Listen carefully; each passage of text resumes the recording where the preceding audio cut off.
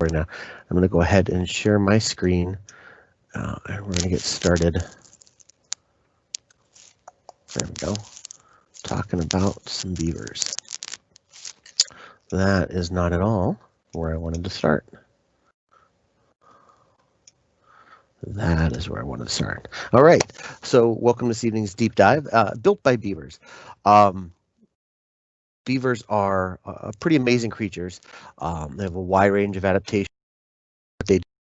And what they do is really important to a lot of critters, and it's very impactful to ecosystems in general. It can be impactful to people as well. So we're going to talk a little bit about that. I do want to touch on some of the historical aspects.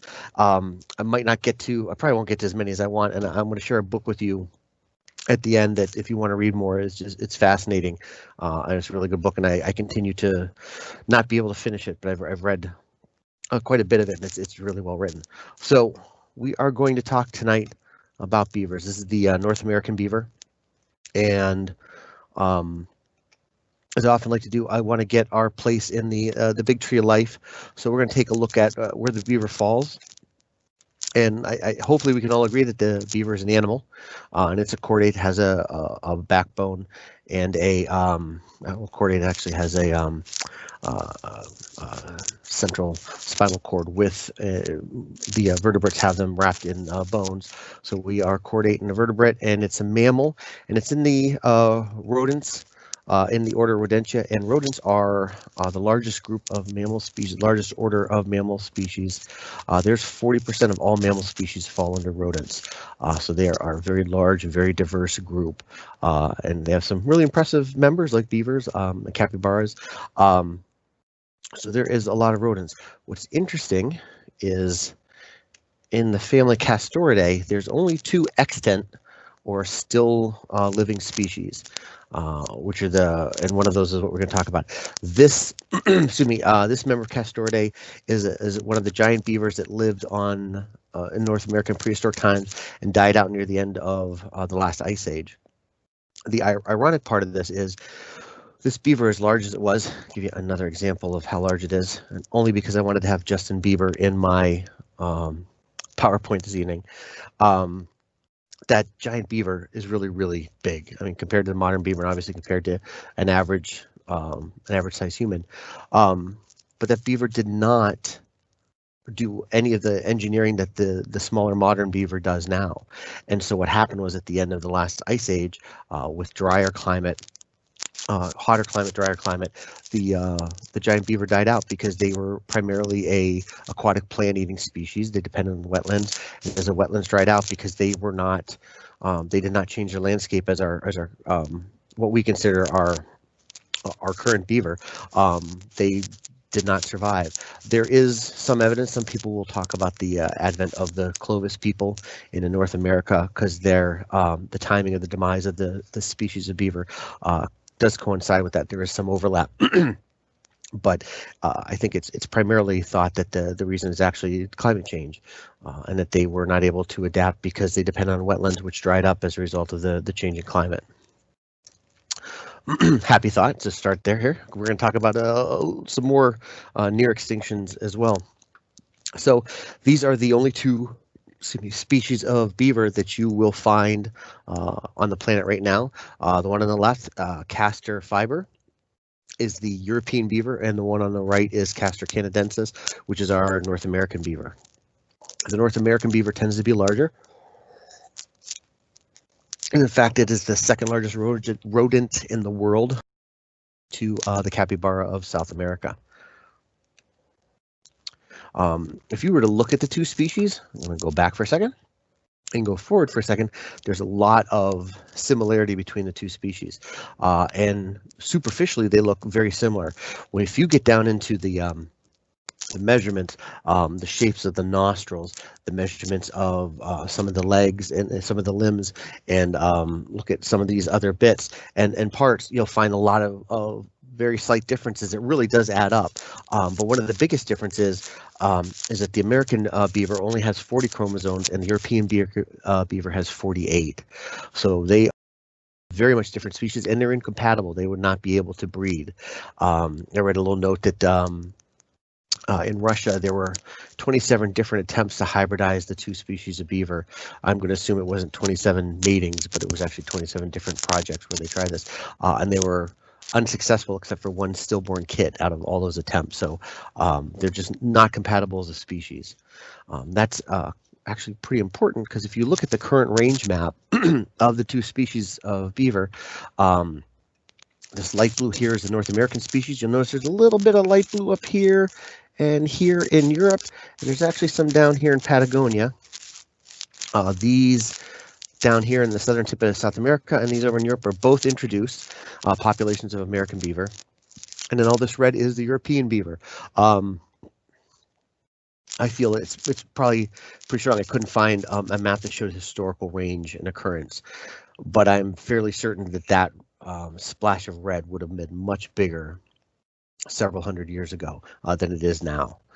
They were hunted to near extinction, which is why the American beaver caught the eye of fur traders so many years ago. So this is our American beaver here. One of the things I want to point out, is they are very well adapted to aquatic life. Like a lot of aquatic vertebrates, you'll see you've got the nose, the eye, and the ear here, all on the top of the head. So just a small fraction, a sliver of that head needs to stick up above the water for them to see, hear, and smell if there's danger nearby to check whether it's safe or not to go. And again, the rest of the body can stay pretty well submerged. They feel much safer in water. They're not very quick on land. They're very graceful swimmers, which is why they prefer aquatic situations, why they change their ecosystem surroundings to accommodate that lifestyle. Here's another American beaver kind of sitting on his tail there. What you can see in this picture, you can see the flattened tail, and you can see the rear webbed feet. The front feet are not webbed. They're very dexterous. They use them to handle sticks, manipulate sticks either into their mouth, obviously to chew and eat, chew off leaves, or to place on the dam and lodge that they build. They can also scoop up handfuls of mud and carry them up with their front paws. The rear legs again have the rear feet have webbed feet between the toes. They're very much very good for swimming. The main propulsion though is actually this tail. They can use that to propel them through the water, and the legs, the feet can certainly help, but they can also help with directional steering. The other thing here is this tail can serve as a few other things as well. If the tail's behind, it can actually almost turn the beaver into a tripod. It's very much good for stabilizing the beaver when it's trying to feed on or chew on trees and to knock them down. The tail is a fat storage for the body. So the fatter that beaver tail, the healthier that beaver is. It's got a good amount of fat storage, which is really, really important. And then when they're swimming, because they do live in family groups and they do try to warn each other of danger, beavers can slap their tail. It is not a voluntary slap. They can't lift the tail and slap it against the water. That's not how it works. It is very similar to what you call cracking the whip, where they raise their body up and then cause it to come down quickly, and it causes the tail to flap back, and then it hits the water and slaps. So it's not an active smack, but it is kind of a flop. But it's very loud. If you've ever been around one, when they do that, it can be startling, especially if you didn't know the beaver was next to you. And sometimes it can be really loud, almost like a gunshot. If you've ever done a belly flop or landed on your back, jumping in the water and getting the wrong angle, and you hear that loud crack, similar to that. It's a smaller surface, obviously, but it does still make a pretty loud noise when the beaver hits the water against it. This is something we'll be talking about a lot, but this is the beaver fur. You're going to see these longer, coarse hairs, or guard hairs, and this shorter, softer, downy fur here. Okay, this is the layer that keeps the beaver warm. This longer layer is what the beavers will spread oil from their castor sacs. They are not glands. They'll spread this castoreum around to essentially waterproof their fur. This is really important because if you're a beaver, you don't want to be soaked all the time. It's not necessarily the best condition for your skin. But the other thing that happens is beavers still need to go underwater and feed even during the winter. They spend the summer stashing sticks and other food underwater, and then they'll go under the ice, even if it's iced over in the pond or lake that they've created. They'll go under that ice and swim to their cache, grab a stick, and bring it back in. Their eyes, not their eyes, excuse me, their nose and their ears have flaps that will close and prevent water from going into those holes. They have a nictitating membrane, a clear eyelid that'll close over their eyes so they can see underwater, and they can actually close a flap behind their teeth so they can open their mouth to bite while still preventing water from going down their throat, which is really a helpful adaptation. So they can swim underwater, bite off a stick from their cache, bring it back into the lodge and feed on it. And so that's really it's really important as far as an adaptation underwater. But if you're going underwater in the winter, and I think we all know, if you fall in water in the winter, it's cold, it can be a shock to the system. Having their fur waterproof to prevent that cold water from touching their skin can prevent hypothermia and death, because they don't have, they don't have a heater, they don't have a house they can go in where they can crank up the thermostat and put on some electric blankets or take a hot shower and really try to change that temperature around. And so protecting themselves from that initially by keeping it off their skin is very important. One of the things these beavers obviously do very well is they build, and they change their environment so it benefits them. A small trickle, a small stream is a great place to start a dam. So this dam right here, it wasn't very tall, a couple of feet tall, but it backs up this small stream into what essentially turns it into, not just a large pond, but almost a small lake. It's a pretty impressive area, and then you can see there's a lodge right there. It's got stuff growing on it. I'm not sure if that lodge was still inhabited at this point, but beaver dams, even after they stop being maintained, can last a significantly long time. They're pretty well made. The sticks are pushed down into the dirt, and then more sticks are laid, and sticks and branches, and even obviously small trees here are laid on that, and then packed again with mud and dirt. So they're pretty impressive engineers. They have an instinctual almost obsession with the sound of running water, and running water triggers this building impulse. So beavers don't really ever stop building that dam, or maybe working on the lodge, but not necessarily building the dam. I got to see this massive dam when I was in grad school. Go and visit a friend in New York City, and there's this massive dam in between the east and westbound lanes of I-80 in Pennsylvania. I figure it was like the 130 or 140 mile marker. And so, I got a question. Okay, good question, Holly. Let me answer that in just a second. And I finally pulled, I kept seeing it because visiting a few times, and I kept seeing the stamps. I finally walked down, and I remember getting to the bottom, and it was between the lanes. So you got the eastbound lane and the westbound lane, and there's this massive open area, and beavers had just built this huge pond right in the middle. And I remember crawling down to it after dangerously crossing the highway, and standing and looking at the dam and looking up. I think it was 8 or 10 feet high, and it had secondary and even tertiary dams all the way down. This is massive project, and it was one of the biggest I've ever seen, and it's smack dab in between the east and westbound lanes of a highway. It was a pretty construction. I had the picture somewhere. They're old. This is like before I had an electronic camera, so I have print pictures somewhere, and I haven't been able to find them. Holly asked me if they tend to build more in the day or evening. Beavers tend to be more nocturnal. It doesn't mean you won't see them active during the day. I've seen video where it looks very much like daylight where they're working. I've never actually seen them building during the day. I think they tend to be more active at night. When you're awkward on land and then you're going out on land to cut down a tree and drag that tree back in the water, do it in the dark is sometimes a safer time to do it. So they tend to be more active and nocturnal. They do have eye shine, which is typical of nocturnal animals. Light comes in, hits a tap at them on the back of the eye, and reflects back out. Something you'd see in your dog or cat.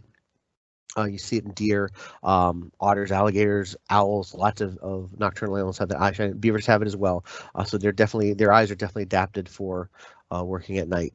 But I've seen them active during the day. I've never seen really them doing much building, but I definitely have seen them active during the day. It's a good question. If that changes their location, I don't know.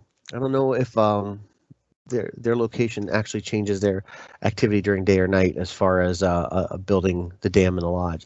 It might just be, how much needs to be done. If is there damage to the dam, is it leaking a lot more than it should? Because it never, if you can't see from that picture. They never fully stop the water. You always hear a little bit of water going. That's why they're, I think, constantly working on that. They never really fully stop the dam, stop the water from moving through. This is one of my favorite stories. I stumbled on this because I was trying to figure out, like, how big a dam could these beavers build. This is right here. Okay, I'll show you again right here. This is a beaver dam. One dam. That is a big dam.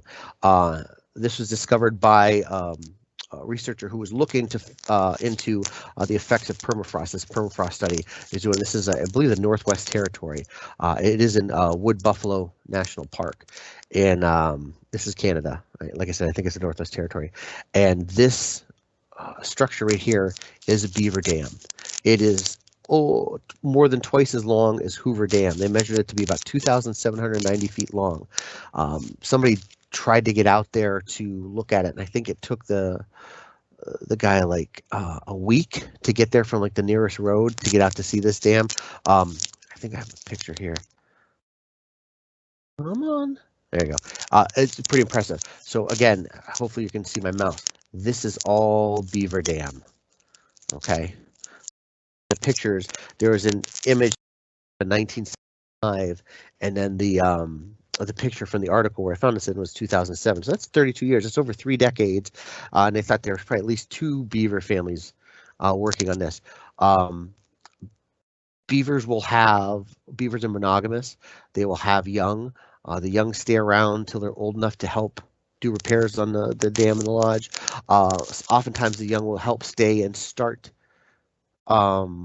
caring for the next generation, actually help their parents care for the next set of young beavers. But at some point they get chased off. Beavers are very territorial too, and at some point the adults decide they're too old and they've got to spend the majority of their time taking care of this younger set. But beavers can smell if they're relatives, so they're actually more tolerant to beaver neighbors that are related, which is kind of an interesting thing too. In addition to, I mentioned the castor gland, which is or the castor sac, which is at the base of the where the pelvis and the tail meet, and that's where the castoreum is secreted. They also have anal glands down there, which they'll put in little mounds and they'll scent mark those with secretions for the anal gland, and that is how they can smell and notice each other and recognize territory, but also they can often tell if another beaver is related. How long is a beaver's lifespan? That's a great question. I didn't actually research. They can live, I think a couple decades. I don't have that with me in front of me. That's a really good question, Stephanie. Thanks. But I don't know for sure how long they live. But it's a significant lifestyle, because obviously there's no point in making kind of a structure and home if it's not going to last very long, or you're not going to live long enough to enjoy it. So they do live, I think, fairly longer than certainly longer than your typical rodent. Like when you think of mice and how quickly their lifespan can be, beavers have a much longer lifespan than that. So the lodge, again, the lodge is, they're taking logs and sticks, they're heaping them up on top. They'll use some dirt as well. This is a lodge that I found in Presque Isle State Park in Pennsylvania. And down here was the opening. The importance of this lodge is having an opening underwater. When the opening is underwater, it really restricts the number of predators that can get in. One of the few predators that can still do that are river otters, which can be predators. I don't think on adults, because adults can get pretty big in relation to a river otter, but they are predators on the kits, and so they still have that concern. But for the most part, this structure is pretty tough. There's an air vent up here. The sticks aren't quite airtight up here, so it allows air to go out. Pictures and video of. Oh, Siri says 13 years. Thank you for checking out with Siri. You'll see, like on really cold, frigid winter days, you'll see this steam coming up out of the center, almost like a fireplace on a home, and that is, body heat from the beavers coming up through the air there. So, and it's a good way to know if that lodge is active or not. But again, it's very difficult to get in there. I've seen video of bears on top of a lodge. They're making no headway at all. And even if they were able to get in, by the time they got in with all the noise, it'd make the beavers would be in the water and gone. So this is a really secure area for home for beavers to construct and live in. And again, here's the entrance into water. Sometimes, I'm going to come back one more time. Sometimes what you'll see is, this almost seems a little bit like a bank lodge. I'm trying to remember exactly where this was when we saw it. But beavers will actually dig into a bank parallel to the surface water and come up underneath the bank. But sometimes you can still see that because they still stick a few sticks of the top of the lodge, and I don't know if that's functional or just kind of ceremonial. It's something that they do. But beavers will do that kind of building as well. So, but if they've dammed up an area in this lagoon, they hadn't.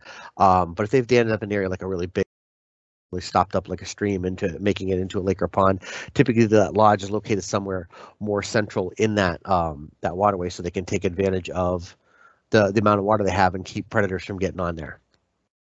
Can beavers see in the dark? Yes, they, as I mentioned earlier, they have a tapetum.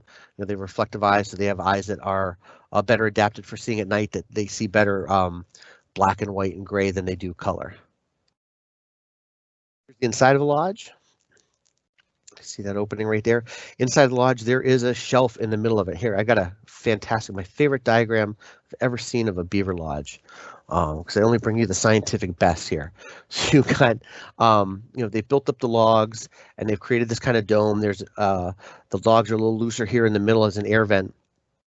Underneath those logs, they've built up this feeding ledge, and this is where they'll sit and they'll feed, and they can discard after they're done eating. There are an underwater entrance or two. It certainly helps because, if you have more than one entrance, something comes up that you don't want, like say river otter, you can still get out the other side. And then they do have a cache, this winter food pile, which I like, but they have a cache that's underwater. So, even if it's frozen here, you got a layer of ice in the water, the beavers will actively go in and out of the water and keep that from freezing. And they'll go underwater, go to their cache, bite off a piece, bring it back in here, and they can eat. Like I said, they can bite underwater, but to functionally eat and be able to swallow, they still have to get back above the level of the water here. All right. Ecologically, beavers are often called keystone species. We have this puzzle at the Nature Center, and I really like this illustration because it does a really good job of showing the vitality of a beaver pond. They back up the water. They create a water supply that lasts for even through the driest of times. It increases species diversity. There's lots of studies that will show that species diversity and abundance increases around beaver ponds. You've created an area for waterfowl. You've created an area for a lot of aquatic creatures. You've created an area for the animals that eat these waterfowl and aquatic creatures. So, and again, much like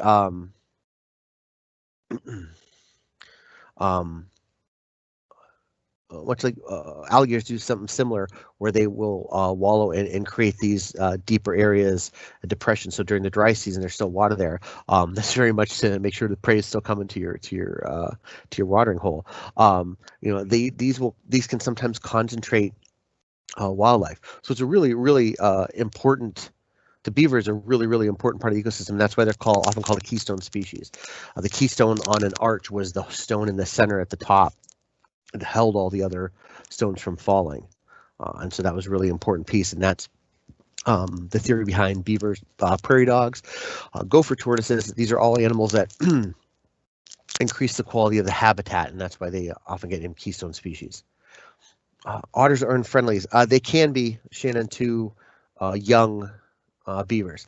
I don't know that I'm sure there could be a nuisance to adult beavers, but remember those teeth that we saw earlier. Beavers have big teeth. They can give you a good bite if you annoy them. But I think otters will predate on young beavers, and so beaver kits could be an issue. Could be an issue for beaver kits with the otters. All right. I think I'm hearing somebody's mic. If we can make sure those are muted. Thank you. Another neat thing. This is something that I just discovered in trying to update the thing. beaver ponds can often act as fire breaks. You can see there's some serious fire damage here. Yet along this valley here, where you've got beaver ponds, you can see this lush green. And what happens is the beaver ponds, the beavers are cutting down trees. They're reducing the fuel load. And what the fuel load is, you remember we've had a lot of wildfires in the last couple of years. And part of the issues with these wildfires is fire is a natural part of those ecosystems, and the fire runs through, and if it doesn't burn too hot, some of the trees can survive because they have adaptations. When you've got this tremendous amount of fuel because they haven't burned in years or even a decade or two, that fire can be so hot that it really does a number on even the trees that are fire hardier, that are fire resistant. So that can be an issue. Well, what happens in these riparian corridors here is the beavers cut down the trees. They eat a lot of the debris, the pieces from the tree, and they make and then they raise the water level by damming up the water. So you get the water level higher, so you got more water in this area. You've got plants that have a higher moisture content because of the higher water level, and they're getting all the water they need. And then you've got reduced fuel, and so the fire doesn't burn as fast or as hard or even stops. And so these actually act like natural fire breaks that can help stop wildfires, which is really impressive.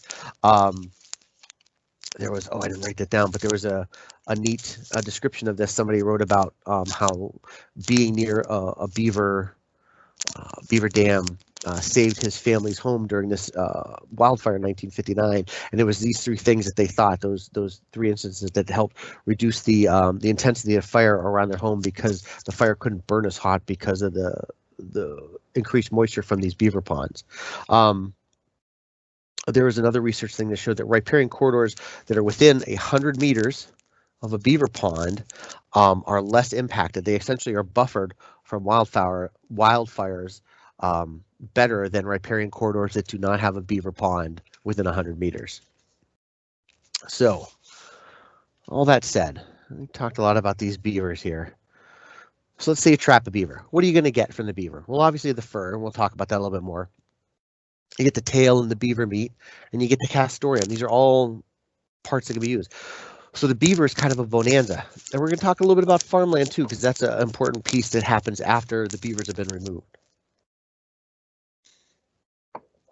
Excuse me. So the tail and generally the meat in the beaver can be good stuff. There was some interesting things I read. There was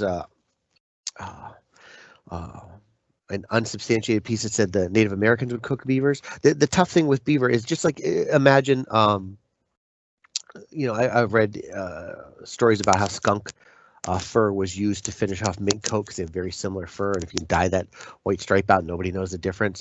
Well, you know the difference if the skunk's spray is all over it, because it stinks, and so that can be pretty nasty. Well, the same thing here. You could eat that beaver meat, especially the tail meat, but if you disturb the castor sacs or the anal sacs, that's really going to foul the meat with that nasty liquid. So you've got to be careful in preparing something like this for food, that you don't disturb those while you're preparing the food. What was interesting is that early French Canadian Catholics considered the beaver to essentially be a four-legged fish. So during Lent, when you weren't supposed to be eating red meat, it was okay to eat beaver because they were essentially a four-legged fish. Question about raccoons and beavers. That's a really good question, Tom. I don't know if raccoons are, personally, raccoons will eat anything, so I wouldn't put anything past them. But there's probably enough food of other types of food in the beaver pond that the raccoons aren't gonna have much issue with the beavers. There's going to be so many invertebrates and small reptiles and amphibians and other food available to them in that beaver pond that the beavers are going to be inconsequential, except something big and hairy that moves by occasionally. So I don't think the raccoons and the beavers would have a conflict. So we got the tail meat, castoreum. When I worked in Denver, somebody had collected some castoreum from a scent mound of a beaver. It was, I don't feel good thinking about it. It was one of the worst things I ever sniffed up my nose. It was absolutely disgusting, which means it works because it's strong and you were able to scent it. But but beaver castoreum has been used in perfume. It provides a leather note to the smell. This Shalimar here is one of the perfumes that actually has beaver castoreum in it. It's fascinating to me that that's used because it's just, and again, that leather note, it gives it. So if you have something that has a leather scent in it, there's a chance that maybe beaver castor was used as some of that scent. Both the male and the female have the castor sacs and the anal sacs. So when you're trying to get this castoreum out, it doesn't matter whether you trap a male or a female, and their fur is virtually the same as well. So it doesn't matter which one you trap. You've got the meat, you've got the castor, you've got the fur. And again, I want to make sure I say that if I say glands, ignore me because they're not glands. I for so long thought they were glands, but they are sacs. They're essentially cavities under the skin where the as I said before, where the base of the tail and the pelvis meet. This is kind of an interesting thought. There are people who actually use. I'll come back to that. There are people who actually use castor as a food additive to add like an oaky flavor. I ran across several articles about a whiskey called Eau de Musk that was being sold, and it was being beaver castor from beavers in New Hampshire, caught by a trapper named Anton. They were very specific about that for some reason. Was being sold. And again, doesn't sound like, I'm not a whiskey guy anyways, but definitely doesn't sound like something I would want to eat. This name up here, I'm not even going to try. I would say Beaver Holt. And I'm sure I'm not saying correctly, but this is, I believe, from Sweden. This is a kind of schnapps, and this word literally means beaver shout, and it is flavored with castoreum.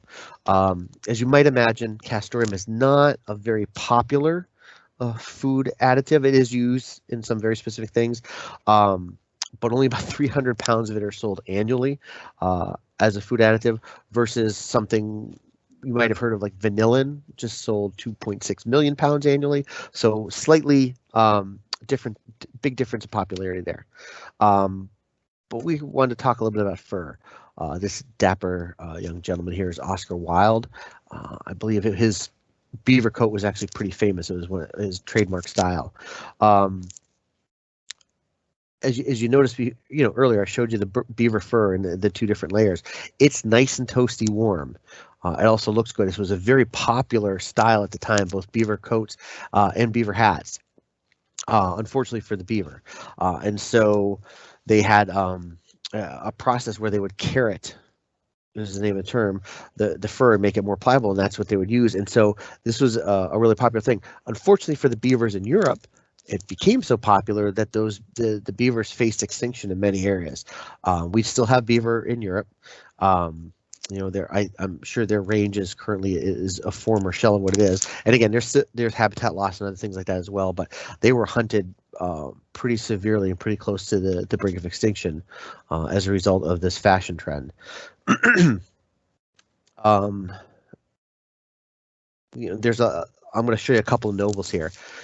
If you had a lot of money, you just throw it away buying fur so you could look really, really good. It was a status symbol. This is Henry IV. Of England. He had a robe that was 9 parts. It was 80 ermine skins. Ermines are a type of weasel. 12,000 squirrel skins. That's a lot of dead animals to wear around in one robe. Anne of Brittany married King Charles VIII of France, and when she got married, she had a robe of gold thread, jewels, and 160 sable skins. If you know what a pine marten is, they're a red. They're a member of the mustelid family, the weasel family. They're reddish. My favorite video is watching one run up and down, chasing this red squirrel up and down a pine tree. Find on YouTube because it's an old Wild America clip. But sables are essentially a relative of pine martens. This is what sable skins look like. They're a different color, much darker. Were very popular fur in Europe. So one person wearing 160 sable skins in a robe. But the one that really takes the cake is this guy here. This is Henry VIII, and he had a gown made of 100 sable skins, 560 squirrel skins. It cost 200 pounds. When this was made in the early 1200s, it would take an English carpenter 40 days to earn that kind of money. or 40 days to earn the money needed for one rabbit lining. Okay, and that was rabbit was very common. It was very pedestrian type of fur. It was not very fancy. Okay, so it's very inexpensive. Another way to look at this is that one of these gowns that he wore was 6,000 times the daily wage of one of the plasterers working in the palace, which means it would have taken them 20 years. I didn't do that math right. 20 years might be a little much, but nearly 20 years to earn enough to, buying nothing else to pay for this robe. Again, it was opulence, it was fashion, it was really making a statement about who you are and how well you're doing, and the animals paid for it. So here we come to our beaver skin hats. These top hats were very warm. They were very stylish, and they're at height of fashion for quite a long time. And this is where a lot of our story lies, is in these hats and in the coats. I do want to make a note here. If you've ever heard the phrase "mad as a hatter," milliners would take the beaver furs, and as I mentioned, they use this technique called carroting, and they would use mercury nitrate to treat the fur. Well, we didn't have OSHA, they didn't have a lot of safety standards, so they're just doing with their bare skin and doing this, and they were getting a lot mercury poisoning as a result of this, a very severe mercury poisoning in some cases.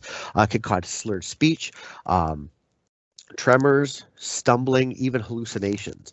And so the term "mad as a hatter" was a very real term that was essentially an occupational hazard of working, making these hats and working with these chemicals.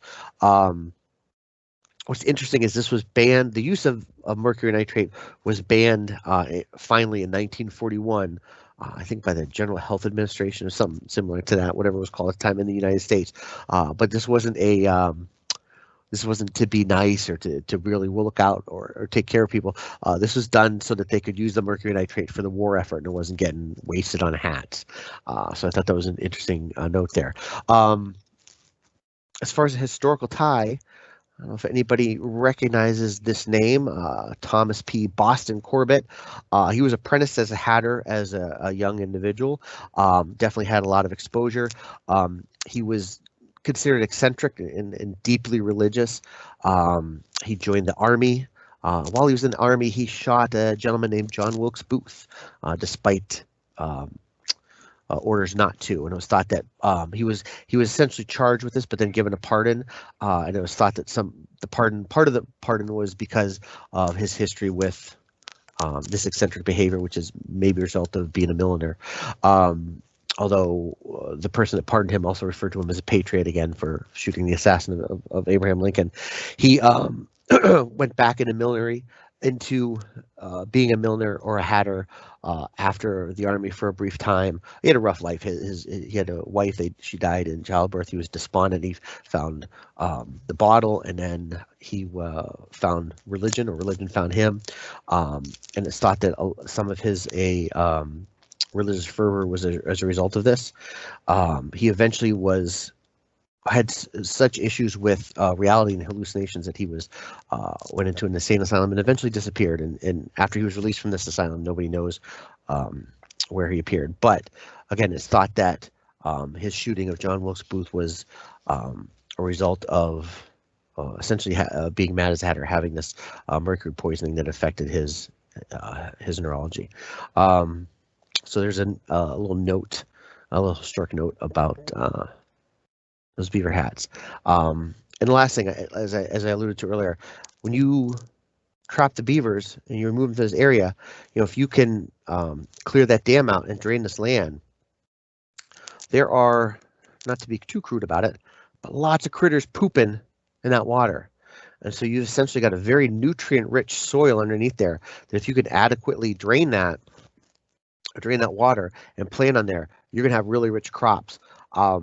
There are some people who will say that the United States, accurately, the United States and Canada were built on the backs of the beaver, both through the fur trade and through these other products, but then also through clearing of the land, getting rid of these beaver dams, and then essentially having very, very rich soil to then plant crops and have a successful planting. So briefly here, because talked a lot about beavers and their connections. I want to mention some historical notes here. This gentleman is Harold Adams Innes. He's a Canadian professor of political economy, and he is stated very categorically that one cannot understand Canadian history without some knowledge of the beaver's life and its habits. Okay. When people came over from Europe, it was not initially about fur. You know, we came over, and there was a lot of fishing. The Norwegians came over, and I'm sure there was some trade there too. Certainly, if they found friendly natives that they could to meet with and trade goods. You know, there's a lot of talk about when the Europeans came over. One of the things that was really important, especially in the 1500s, is they were coming over and they were fishing. They had discovered these massive fishing areas with lots of just gigantic cod, and so they're setting up this fishing. And initially, it was just fishing. They came over, they fished offshore, they stored the fish as best they could, and they, you know, took them back to Europe. But they figured out a way to really dry the fish and make them last nearly forever. And so they began to set up on shoreline. They'd go out and fish. They'd come in off the water onto the shoreline. They prepare the fish and dry it, and then, you know, after a season of fishing, they pack all the fish and back up on the ship and head over to Europe. And you know, in all this time spent there, eventually they were going to have contact with the natives, and they would trade with them some goods and things like that. And one of the things they found was that the natives had a lot of these furs made from beaver. Well, those furs kept you nice and warm on the chilly Atlantic on the way back to Europe, so they became very desirable in that way. But what was discovered over Europe was, hey, they've got beaver over there, and so Europe began to send over you know, expeditions and trying to different countries from Europe, or different companies from different countries in Europe began to go over there and try to set up stakes to claim.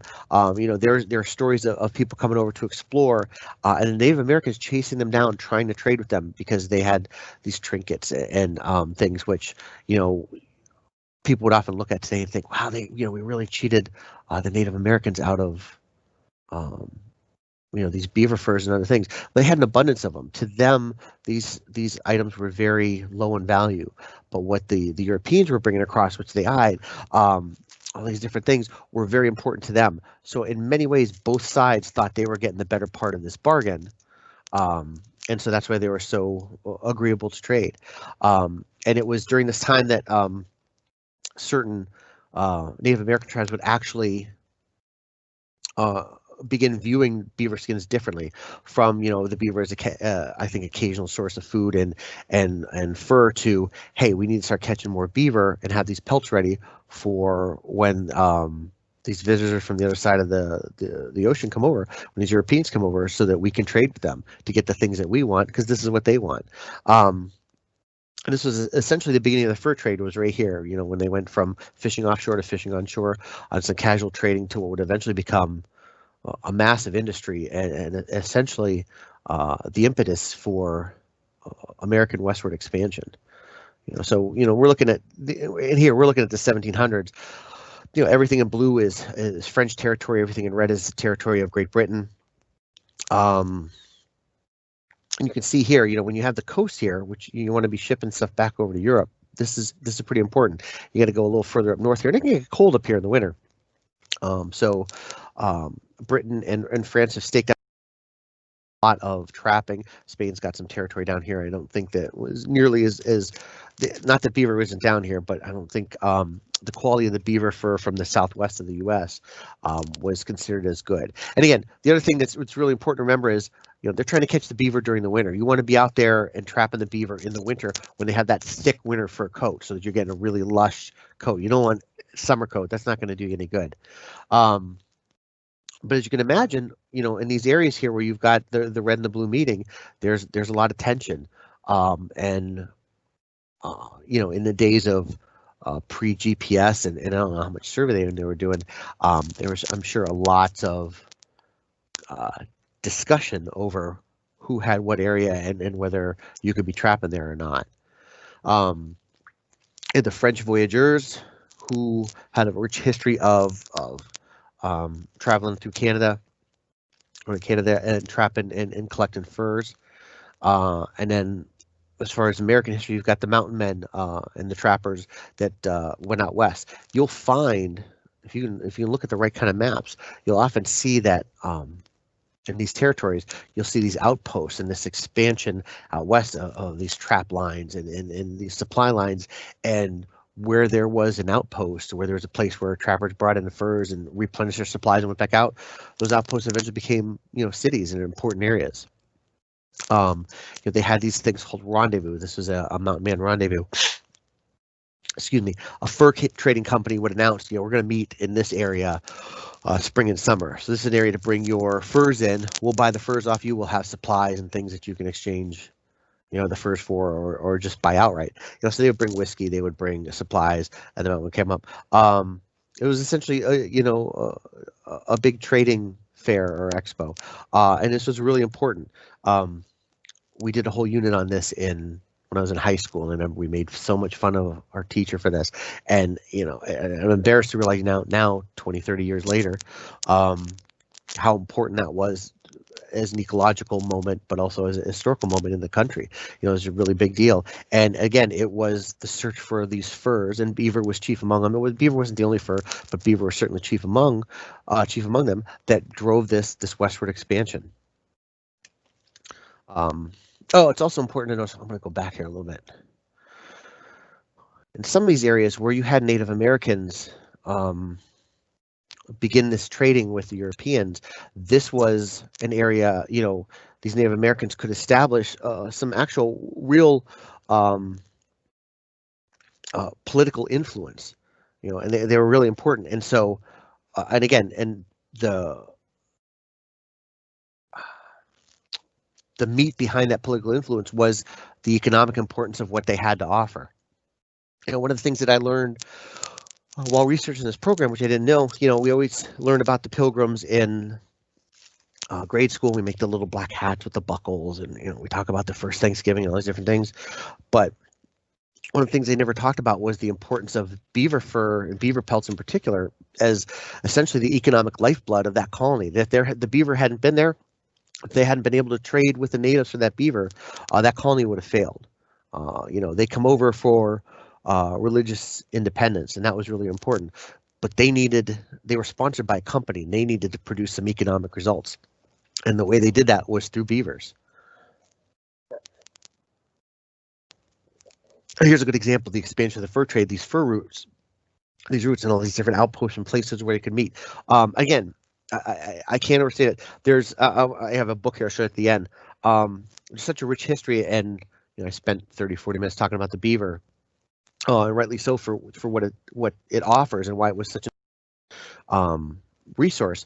But there is a rich history of expansion of places where these folks went. I have a quote I want to read. We're talking about the mountain men and the voyageurs.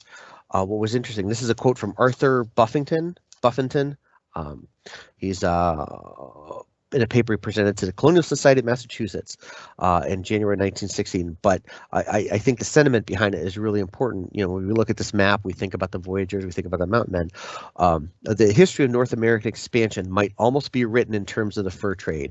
Europeans were early attracted to the North American coast by the hope of reaping profits from this trade, and after the beginning of settlement, revenue from it was the principal means of sustenance to the early English, French, and Dutch colonies. Many a nameless trader, intent only upon his trade and caring nothing for the name of discoverer, has been the first white man to set foot upon lands, credit for the discovery of which has gone to others. Before him was the wilderness, behind him paths he himself had made, poured in an ever-advancing tide of settlement. Thus the fur trader has blazed the way across the continent.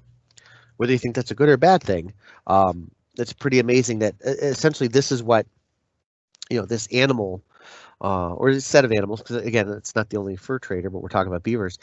These animals spurred on essentially the settlement of our continent and these two nations. And one of them, our nations obviously are very big power in world economics and politics, and it's all because of this beaver, this small species. Conflict and disease. You had the Beaver Wars or the Smallpox Wars. Still not sure where I got the Smallpox War. What's interesting is, you'll hear about people often make a comment about blankets laden with smallpox, and I believe that came from one of these conflicts, but that was something written in a letter. There's no evidence it was actually done, and I don't think there's any evidence if it was even successful. It was a thought, and whether those blankets laden with smallpox had any kind of effect. Really, the evidence to say yay or nay on that. What I will say is that this is often called the French and Iroquois War. There's battle. Essentially, it was a battle for economic welfare throughout the St. Lawrence River Valley and the Lower Great Lakes region. It was the Iroquois versus the Northern Algonquins and their French allies. And the Iroquois were trying to essentially establish a monopoly in the area on the fur trade. So again, coming back here, all these territories, as I mentioned, we've got a hotbed here of, this border here. It'd be much better if that border was like these lakes and the river, because there's a little space between, but there's not. No, there's not that space there. And so we end up with the French and Indian War here. And this was, make sure I got my numbers right here. 1750 to 1763. This might have started a little earlier. 1756 to 1763 is a 7 years war, and this was considered the American theater of that 7 years war. And this is actually started a little bit earlier. I think 1754. Yeah, you can see some earlier numbers here. And then this went on until 1763. The Treaty of Paris eventually ended the conflict here in North America. And you ended up with a very different looking world and some very different lines here. The British before 1763 and their gains in 1763, and then you had the Spanish, and the Spanish gain is here. And I believe this would eventually become the Louisiana Territory, which we would purchase. And again, not very precise, not very scientific. So you had some areas where not entirely sure what was happening there, and in unexplored areas as far as European colonists go. And again, I talked briefly about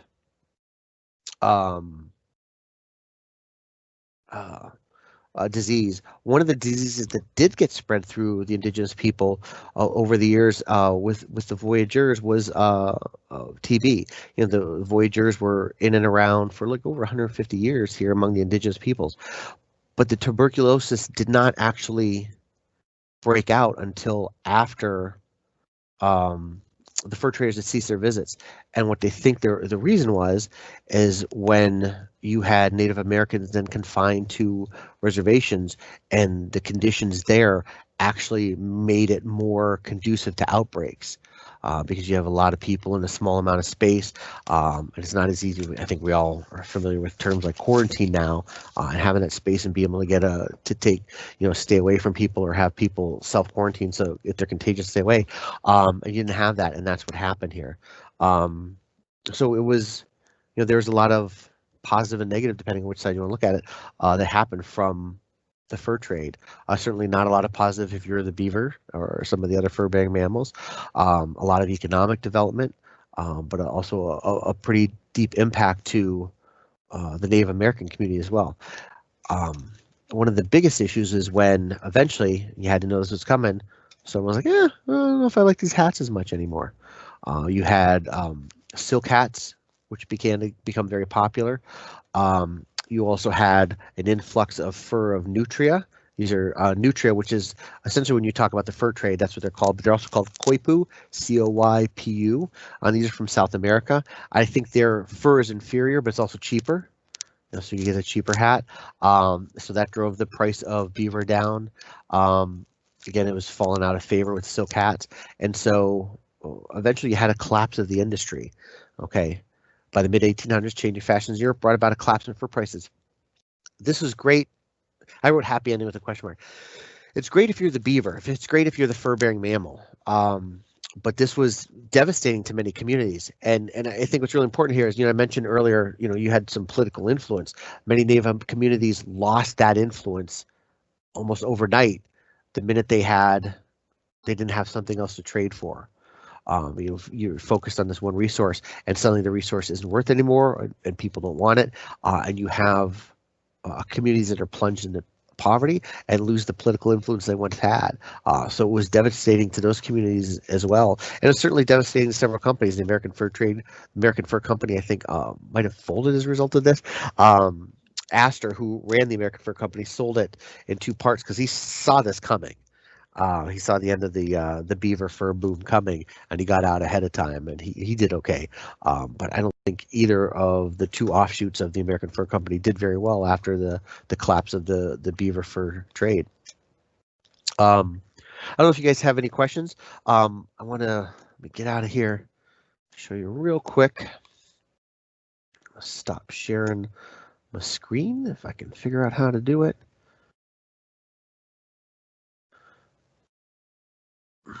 There we go. And stop sharing my screen. So you can see guys here. I can't recommend this enough. I haven't read other books by this gentleman, but I will after reading this one. This is called, whoops. Oh, you know what? I got my funky background effect. Let me get rid of my background effect so you can see it.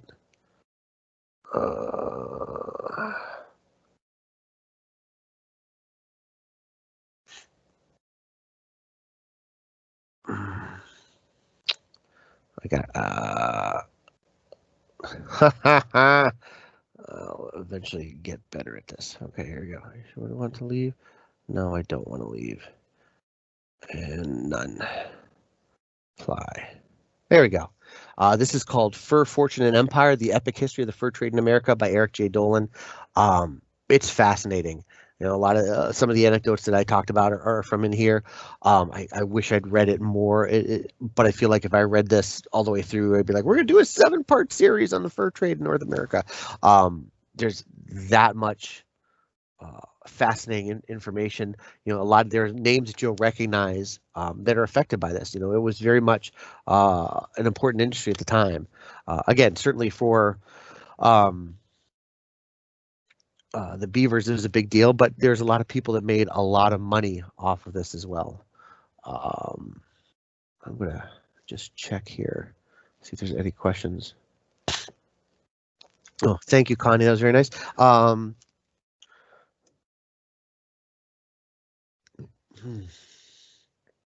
Will a beaver family move out of an area, abandon a lodge, only based on food plants available? That's a really good question.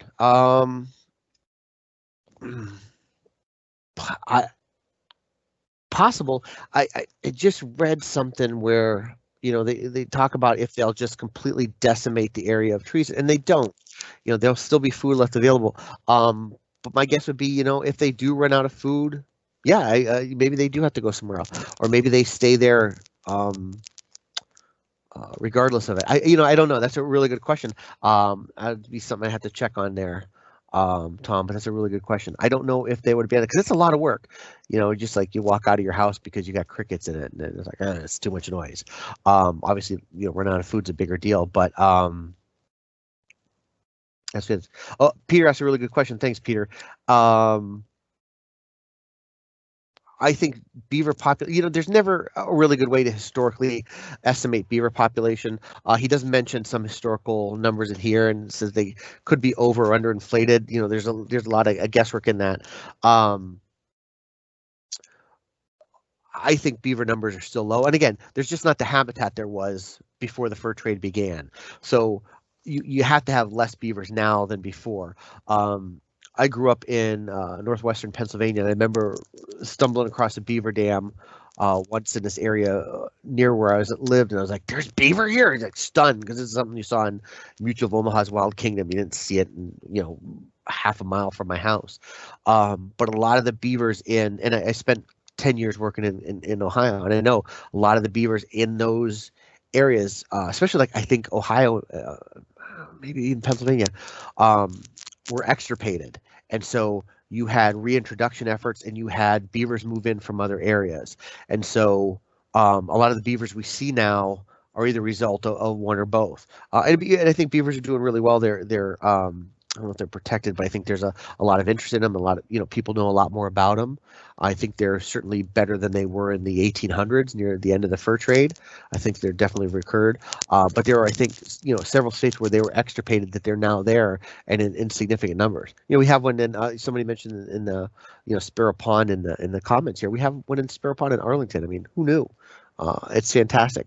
I feel bad for beavers because, as I mentioned, as they grow, they get kicked out of their pond. They get old enough. The parents like, you got to go. We're making more beavers, and so they got to go somewhere. And sometimes that's the tough part. Um, when I do I used to do the Army general ecology, and I always talk about how do you measure your success? Because hey, we've brought this species back, and that's great. Alligators. There's a fantastic park in India where they take care of the Asiatic lion. It's one of the few places where they're still there, and the lions do really well in the park. But eventually, they grow up and they've got to go somewhere, and everything outside of the park is like suburbs. That's not where you want the lions. There's a limited hunting season on alligators down in several southern states now, and I know some people find that irritating and antithetical to what it meant to bring the alligator back, but that's success. You've brought the alligator back to such numbers that now we need to employ some kind of culling in order to keep the numbers at reasonable levels so they don't become a harmful nuisance to humans. And it's the same with beavers. I think beavers are doing much better to the point where now you start to hear about beaver human conflicts where the beavers build somewhere and the human's like, I really don't want you flooding my backyard and my basement. Um, so. Any other questions? Feel free you can type it in the chat box or just unmute and ask if you'd like.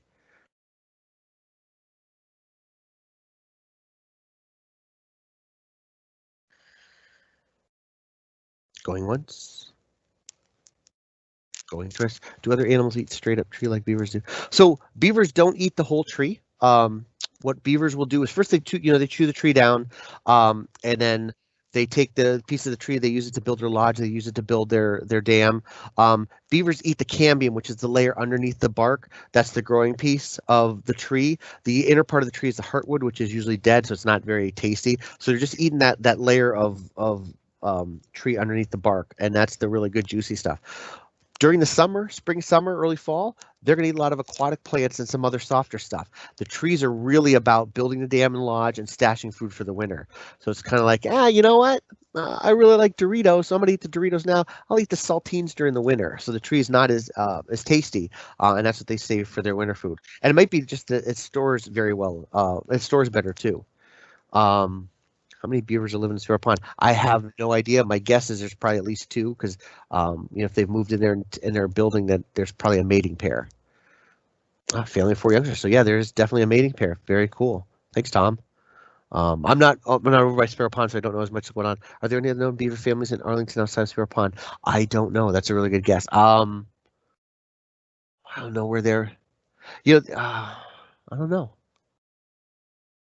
I feel like you could have some beavers living in Roach's Run. I don't know. I'm going to check something real quick as we're talking here because I've got an idea on how to find that. Look up beaver in Arlington, Virginia on iNaturalist and see. All right, that's not what I want. Oh, no, that's not what I want either. Not doing it in the right place. Beaver, Castor canadensis in Arlington. I appreciate your patience while I see if I can find this out. Oh, okay. Yep, that's a good point. Looks like there's a couple of sightings in. Oops, get out of here. There's a couple of sightings in the Potomac. Let's see. And a couple along 4 Mile. So the beaver sightings looks like are down in the Sparrow Pond area, the ones that are reported. And again, it's not unusual to see them. Where is that? There's one. Down in Clarendon. I don't know if I would trust that one. There's when the young have to move, they have to go somewhere, and they'll often cross some really strange places. My buddy hunts on this property down in Tennessee that he co-owned with a friend, and he had game cams out, and he come to me and he was, I have no idea what this is, and he knows his stuff. And I took one look at it, and I was like, oh, it's a beaver. But this is probably this young beaver that's going somewhere. So it's going through the middle of this wooded patch, which is not very safe. But to go somewhere else, they have to travel sometimes across not very safe territory in order to establish a new pond or to find a mate. Whoops, that's a question. Your beaver cutting down cherry trees around the tidal basin some years ago. And again, if you're a beaver living in the in the river, you could go and detect it, but again, I don't know if the river is quite as good because water can move pretty fast. And again, there are otters in the region, not very common or very often, but certainly if you're going to get, that would be one place to get them found. When beavers aren't finding new territory, how far do they range? They don't go very far at all because again, you've got, they're not very agile. They're not very good runners, so they're not going to go far from that home pond once they've established it. Just hopefully far enough to get the food that they need.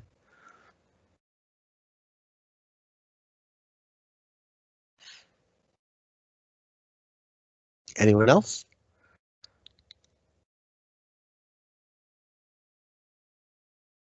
I'm gonna. Oh, yeah, you're welcome. Thanks for joining me tonight. I think I'm gonna go ahead and wrap this one up. If anybody wants to just unmute and yell a question at me, that's cool. But otherwise, I'm gonna sign off out of here and go take a load off.